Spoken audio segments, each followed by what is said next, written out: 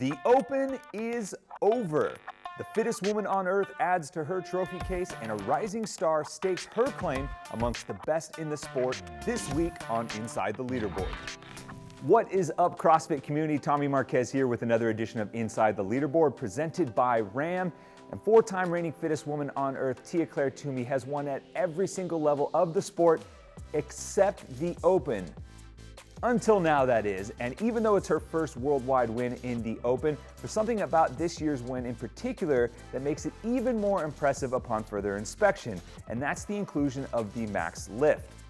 Now, the inclusion of the max lift is typically a data grenade as far as the leaderboard is concerned, with barbell specialists and Olympic lifters showing up when they really aren't a factor the rest of the way, only to put up a big lift and skew the standings in the overall workout. Not this year, and if you compare Tia's win against the other four Open champions across history from years where a max lift is included, you can see how her performance stands tall amongst the rest, where Matt Fraser in 2018 was the only other champ to crack the top 50 worldwide in the max lift. And across the board, the lift was one of the worst scores worldwide, respectively, for the champs those years.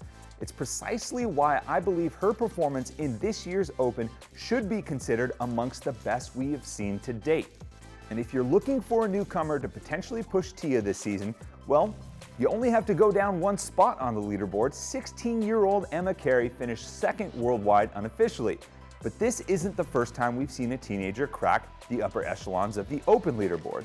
Colleen Maher also broke through at 17 years old back in 2012, but you can see how the two performances stack up alongside current superstar Haley Adams in her final year in the teenage division. And it's clear that Cary is breaking new ground as the youngest athlete ever to win an Open workout worldwide, but the final question is where her season will ultimately end up. And to answer that question, we now welcome in Emma Cary, currently second place worldwide on the overall leaderboard for the women. Emma, thanks so much for joining me today. Thank you so much for having me. Let's talk about the beginning of the season first. Coming into 2021, what were your initial goals for the season, and have those kind of shifted at all? My goal has always been to qualify for the 2021 Games in the individual division. I set that goal last May 1st after the games for the age groups were canceled. Like, looking back on it, I can see that that was the right decision, but at the time it was heartbreaking. It felt like everything I had worked for had been ripped away. But then I decided to see it as an opportunity to get strong. After the Open, it's been such a big confidence booster to keep working and see that I'm right where I need to be. So after semifinals, we will see if I set an even bigger goal for the season, because once I get there, I want to make a statement. Well, you're already making a statement, and part of that statement came in week 2 of the Open in 21.2. You became the youngest athlete ever to win an Open workout worldwide. Kind of talk me through your reaction when you heard 21.2 was announced. And at what point did you realize, hey, maybe I got a shot at getting the top overall score here? Yeah, I was so excited. I love anything with a dumbbell, anything with burpees, really anything that hurts and tests how bad you want it. And as soon as it was announced, I knew that I was going to be very competitive. I wrote in my journal that night that my goal was to win. Well, I gotta say, I love the idea of putting down your goals, stating your goals, and really putting it out there in the world, and you've lived up to it so far. But up next, we have the quarterfinals and then eventually the semifinals. What are you focused on right now specifically to get to your goal of making it as an individual to the 2021 CrossFit Games? And maybe what are some of the focuses of training as well, kind of moving forward? Yeah, the focus is still on strength. I think in the 2020 Open, I got like around 570th in the heavy clean and jerk workout.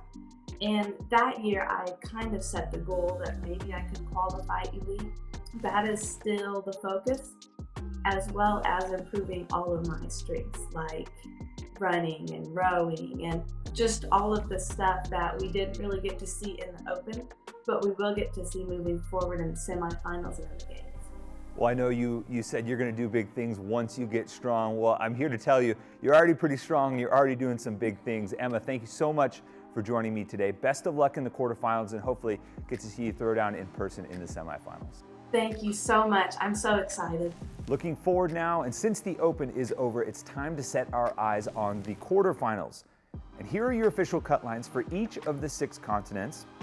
You can check your ranking on the Games website, or if you download the official CrossFit Games app, your ranking will show up at the top of the home screen.